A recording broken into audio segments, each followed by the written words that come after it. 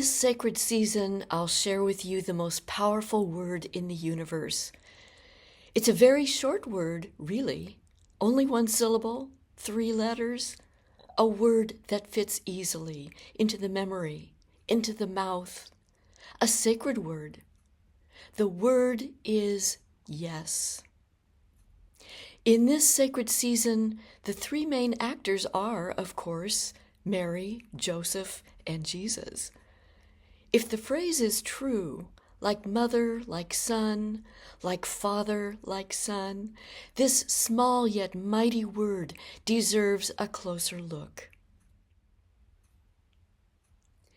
In Luke's Gospel, chapter 1, we find young Miriam, young Mary, an emerging young woman of the peasant class, the class of farmers, fishers, craftfolk, and tradespeople, living under the thumb of Rome.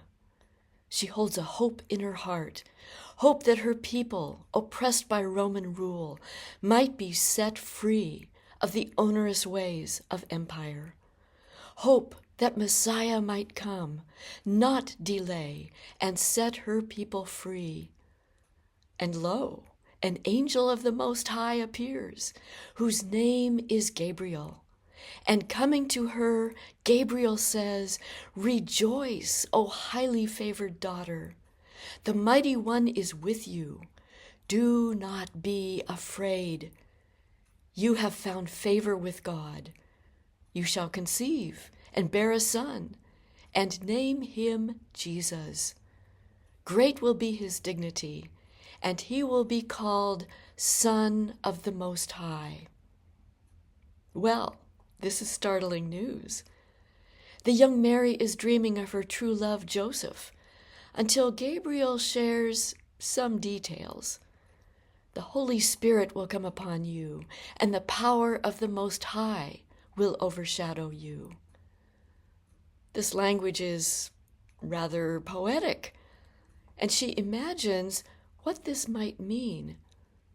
Speaking more plainly now, Gabriel announces, "Therefore the child will be called Son of God."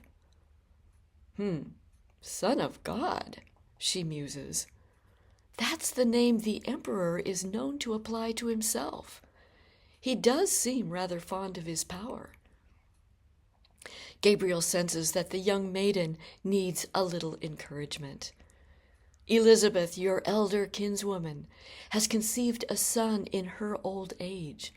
She who was thought to be sterile is now in her 6th month, for nothing is impossible with God." Well, Mary stirs and senses the magnitude of the moment. She replies, "I am the maidservant of the Most High. Let it be done to me as you say." Mary says yes. And in this sacred moment, when all of humanity and all of creation hangs in the balance, heaven rocks. She says yes. There it is, the power of yes. Let's turn to Matthew's Gospel. In chapter 1, we hear Joseph's side of the story. We learn that before they dwelt together, his heart's love was found with child through the Holy Spirit. Through the Holy Spirit? Am I imagining? Is this a dream? Joseph is a righteous man, mindful of the law, Matthew writes, yet unwilling to expose her to the law, which required death by stoning in the public square. So, he decides to divorce her quietly. Such was his intention, Matthew writes, when lo, in a dream, the angel of the Lord appears to Joseph and says, "Joseph, son of David, do not be afraid to take Mary, your wife, into your home. For through the Holy Spirit, your beloved has conceived this child, and you, Joseph, are to name him Jesus, because he will save his people from their sins. Not from the clutches of empire, as the people had long hoped, but from the clutches of sin. The prophet Isaiah wrote long ago, "They shall name him Emmanuel," which means God is with us. Well, God is with us is starting to sound a lot like the word yes. Joseph awakens, feels the burden lift from his heart, and not in words, but in actions, he says yes. He brings his beloved into his home.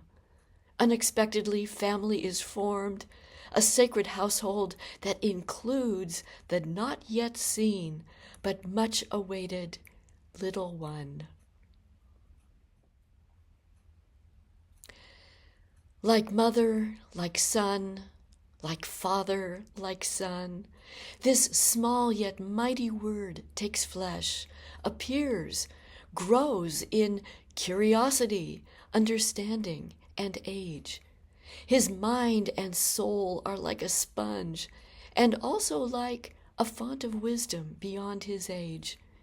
He doesn't need a degree to find his way. He is the way. He is the truth and the life. Where did he get all this, the neighbors ask. They watch young Yeshua grow as he spends time watching his dad in the woodworker's shop, getting a feel for the tools, a feel for the wood. The neighbors watch young Yeshua watching his mother mix flour and yeast, make bread, plant seeds, grow a garden. He notices things, the woodworker's sure hand on the grain, the mother's sure hand in homely chores. Much later, the Apostle Paul reflects back on this beloved one.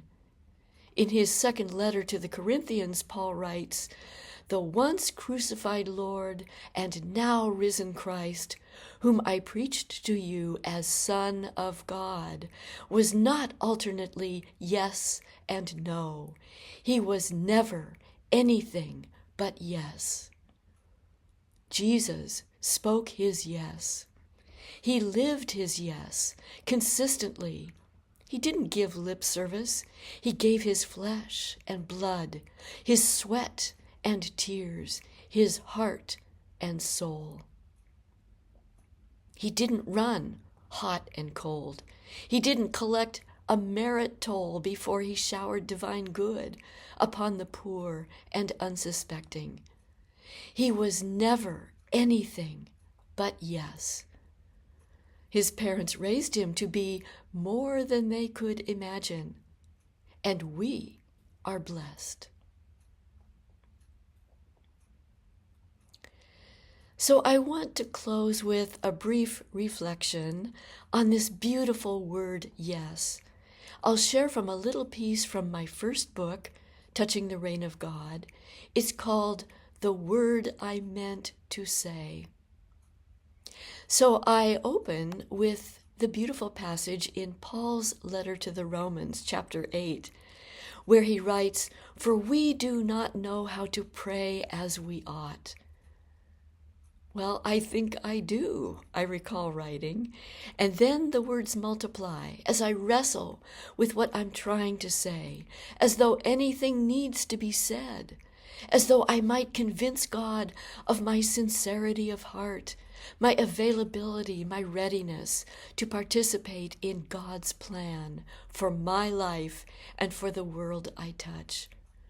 I wrestle with the words and with just the right crafting of words when all I really want to say is yes. Yes. There I said it, the word I was trying to find all along. I enter into the freedom of this one simple, strong word, a word that restores me to my senses, restores the soul to its proper center, which is the heart and mind of God. Yes.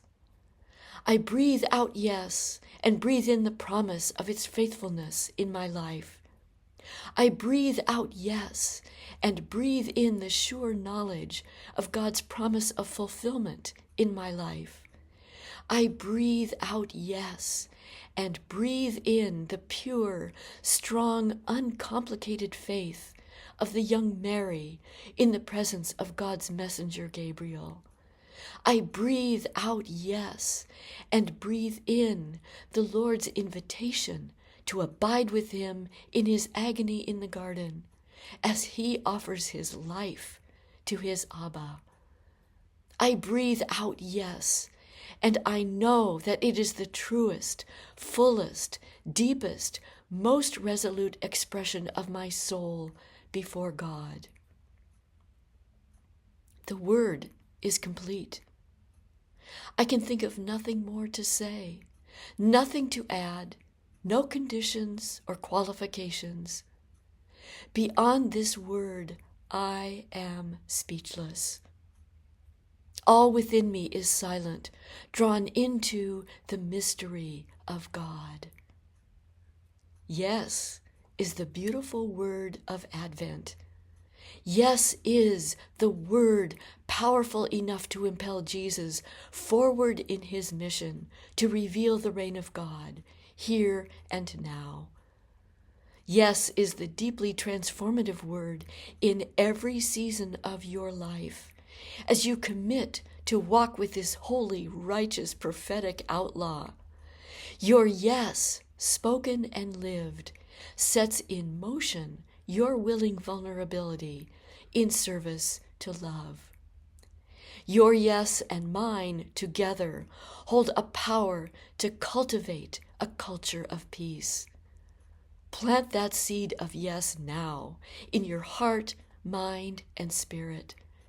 Let it sprout, take root, and grow mighty within you, within your attitude, your actions, your muscle memory, so that when you show up, yes enters the room. Be well, live in peace, love one another.